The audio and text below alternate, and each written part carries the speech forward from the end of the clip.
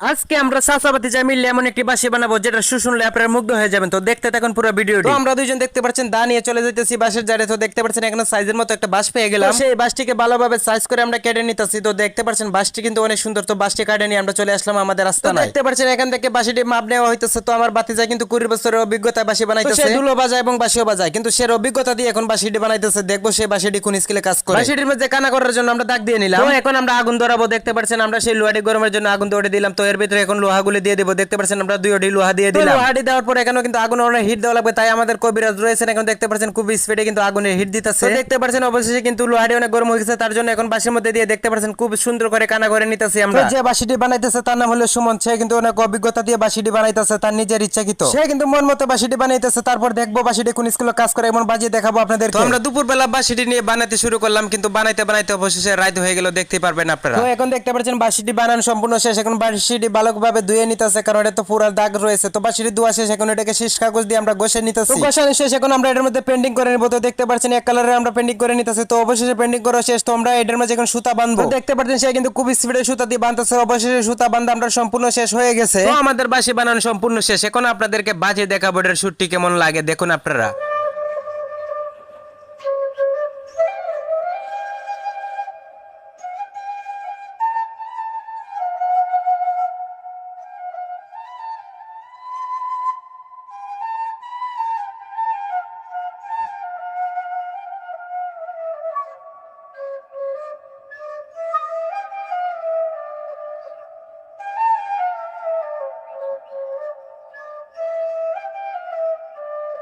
সে কিন্তু বেশি একটা বাঁশি বাজাইতে পারে না, তারপর আপনাদের দেখা